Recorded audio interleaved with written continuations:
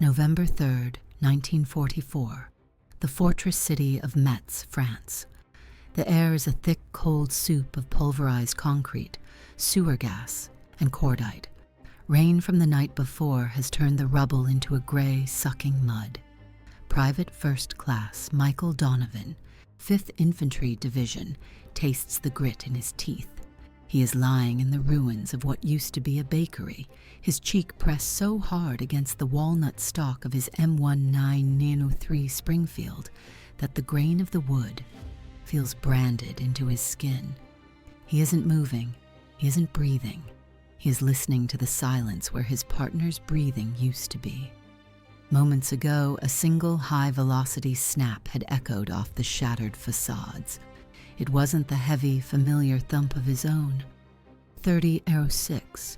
It was the sharp, angry crack of a German 7.90 2mm Mauser. Donovan didn't see the muzzle flash. He didn't see the wisp of smoke. He saw nothing. And his spotter, his second partner to die this week, crumpled without a sound. This is the nightmare of counter-sniper operations in Metz. The 5th Infantry is fighting yard by yard, and they are learning a lesson written in blood. The German snipers are not just soldiers, they are ghosts.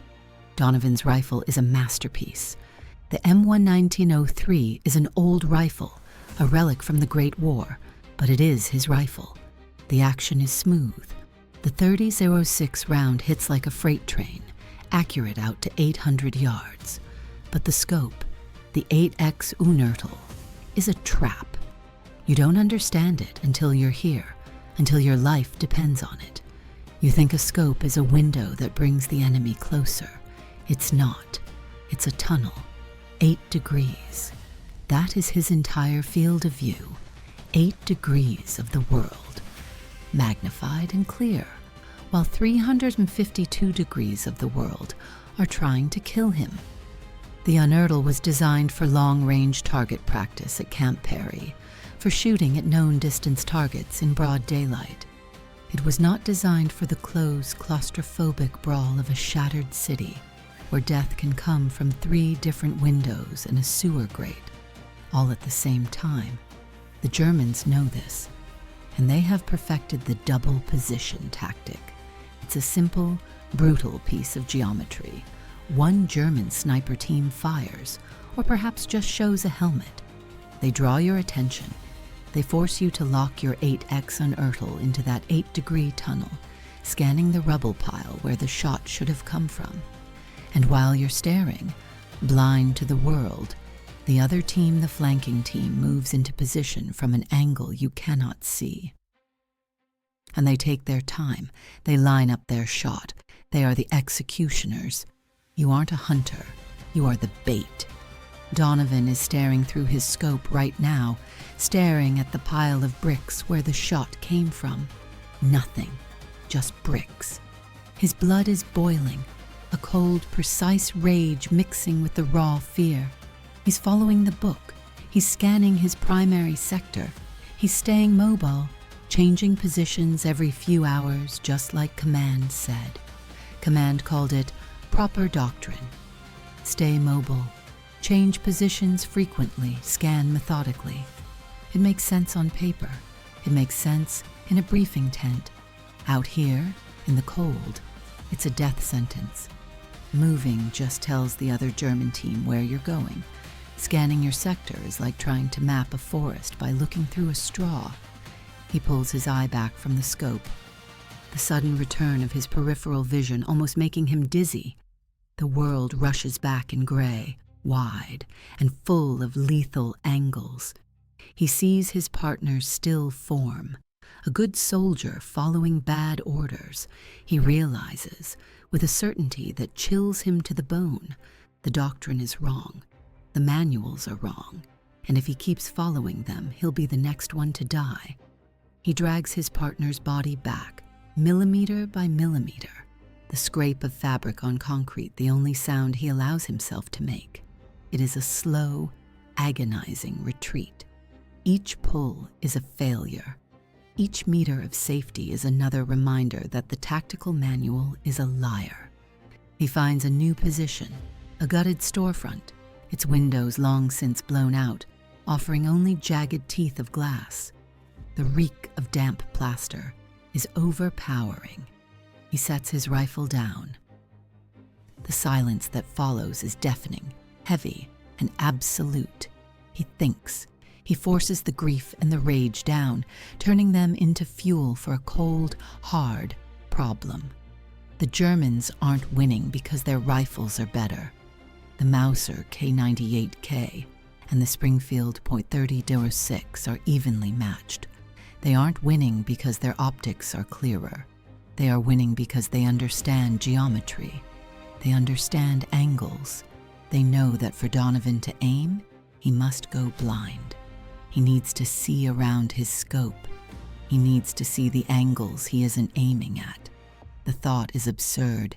It's a violation of everything he's been taught at Fort Benning. You look through the scope. You don't look around it. Your spotter is your peripheral vision, but his spotter is dead. He rummages through his pack, hands working mechanically, pulling past rations, ammunition clips, a dry pair of socks. And then his fingers close on a small, hard rectangle, a standard issue 4x6-inch shaving mirror in a cracked celluloid case. He pulls it out. He holds it up. The dull gray light of the French sky reflects off the cheap glass. This is what Command thinks he needs, to look presentable, to maintain military bearing. What if he used it to look lethal? It's a stupid idea. It's a field expedient of the most desperate kind. It's unauthorized. He can just imagine the scorn from his drill sergeant. What is that, Donovan? You planning on blinding the Krauts with your movie star good looks? The friction tape is right there, greasy and black, in his kit. He takes the mirror. He starts to lash it to the side of his rifle next to the scope mount. His fingers are clumsy in the cold. He angles it, rips the tape, wraps it again.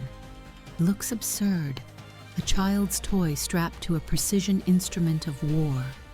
It might not work. It might just be a piece of glass that catches the sun, a tiny bright flash that serves as a personal invitation to every German sniper in Metz. Here I am, it will scream. Come and kill me. But as he shoulders the rifle, he doesn't put his eye to the scope. Not yet. He looks at the mirror, and in that distorted, shaky reflection, he sees a sliver of the ruined street to his left, a sliver of the world that, 10 minutes ago, he was completely blind to. He just needs to wait. He needs one more chance to prove that this stupid, unauthorized, impossible trick is the only thing that will keep him and his new spotter alive. His new spotter is a private named Cohen. Cohen is pale, his eyes wide, and he hasn't slept in what looks like days. He doesn't have to say anything. The look he gives the mirror taped to Donovan's rifle says it all. Battle fatigue. He thinks Donovan has finally cracked. Just call targets, Cohen, Donovan mutters, his voice already raspy from the cold and the dust. Scan your sector. I'll do the rest. They are in a new hide, a third-floor apartment overlooking a canal. The stench of stagnant water and sewage is a physical weight. This is a known kill zone. The Germans expect them here. Donovan settles the Springfield onto a pile of splintered furniture, pushing the muzzle through a gap in the collapsed wall. He forces his breathing to slow, the familiar ritual. He can feel Cohen next to him, the slight movement as he raises his binoculars, scanning left to right, the proper way, the way that gets you killed. Donovan ignores his scope. His eye is not pressed to the unertal. He stares past his rifle, his eyes soft-focused, his entire attention on that 4x6-inch piece of glass. The mirror shows him a distorted, trembling image of the street to his left, down at a sharp angle. It shows him the doorway of a collapsed bakery, 300 yards out. an angle he should not be able to see. It's just bricks, rubble, empty windows. Minutes pass. They feel like hours. Every scrape of debris outside, every distant chatter of an MG-42 makes Cohen jump. Donovan stays still. He's watching the mirror, waiting. And then he sees it. It's not a man. It's a color that moves. A patch of Feldgrau field gray that detaches itself from the gray of the concrete. It's in the mirror, in the doorway of the bakery. Cohen, don't move. What? I don't see. Shut up. Left. 300. Bakery. Donovan still hasn't looked through his scope. He can see the German sniper team, two of them sliding into position. They are calm, unhurried.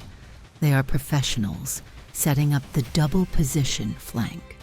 They are setting up to cover the other team, the one they assume Donovan is hunting. They are looking at a different window. They have no idea Donovan is even in this building. They never expected an American sniper to be able to see around a corner. The German sniper, the primary shooter, settles in. He's taking his time. He's still adjusting his rifle. He never got his shot off. He will never get his shot off. Donovan doesn't need to hunt. He doesn't need to scan. He knows exactly where the target is. He shifts his rifle 1 inch. His eye drops to the unertal scope. The 8X tunnel is no longer a prison. It's a highway. He's not searching. He's arriving. The German's chest fills the crosshairs. Donovan exhales, and he pulls the trigger. The shot is a single, clean crack. The mirror shatters, a spiderweb of cracks erupting from the muzzle blast and the violent vibration. Donovan is already working the bolt, chambering another round. Cohen, his binoculars finally focused on the bakery, just whispers, He's down. God, Donovan, how did you? Donovan rips the useless, taped-up shards of glass from his rifle and looks at his spotter. Both of them are breathing. Both of them are alive. I need another mirror, he says. Word of a kill like that travels fast. Faster than a field telegram. It doesn't travel up the chain of command. It doesn't show up in an after-action report or a morning briefing. It travels sideways. It spreads in the staging areas, in the hushed, exhausted conversations over cold sea rations and bitter coffee. Cohen, the spotter who saw it, tells another team, I'm telling you, he saw him before he saw him. He was looking left while aiming forward.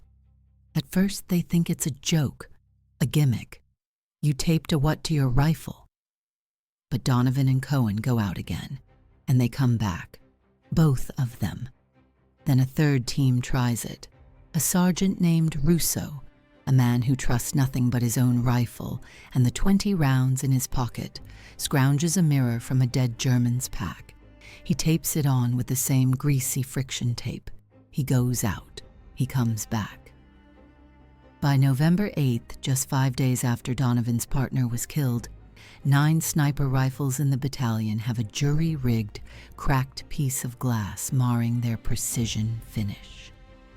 And the dynamic in Metz changes. German counter-sniper teams, masters of the double position, suddenly find their tactics failing.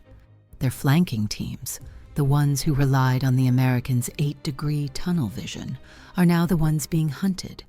They set their traps, and the bait is killing the hunter. The snap of the Mauser is replaced by the heavy thump of the Springfield. In those engagements, the 9 rifles using Donovan's trick suffer 0 casualties. This isn't an order. It's not a memo from headquarters. This is a survival tactic spreading like a virus, soldier to soldier, team to team. It's an ugly, unauthorized, desperate modification. And it is working. The men are no longer just snipers, bound by the rigid doctrine of the manuals. They are becoming something else. They are spider webs, using a sliver of glass to feel the vibrations from angles they cannot see. What started as one man's stupid idea is rapidly becoming the only thing keeping them alive. And as it spreads across the European theater, it's doing more than just saving lives. It's fundamentally reversing the math of the war, one engagement at a time. Before the mirror, the math was simple, and it was brutal. The U.S. Army was losing the sniper war in the hedgerows and ruined cities of France. The kill ratios were stark, a grim accounting kept in battalion logbooks. For every one German sniper killed, 2 American snipers, a shooter and a spotter, were dying. 2-to-1 losses. It was a trade the Americans couldn't afford, a meat grinder of highly trained specialists who took months to train and died in seconds. But within 2 weeks, the numbers start to flip. The mirror trick isn't just a defensive tool anymore. It's an ambush weapon. American snipers are now 3 times faster. They aren't scanning for targets. They are acquiring them. You have to understand the difference.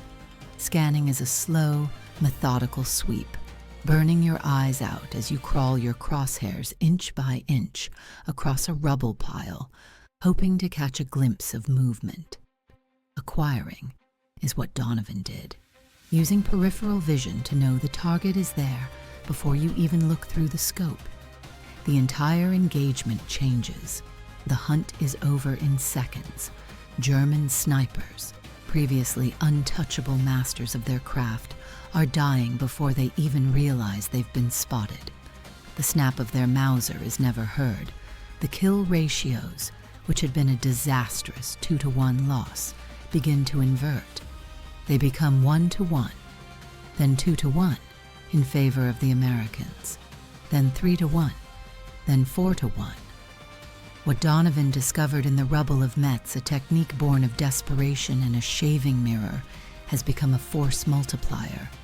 It's a ghost in the machine of warfare, and the U.S. Army, the massive bureaucracy of proper doctrine, has no idea it's even happening.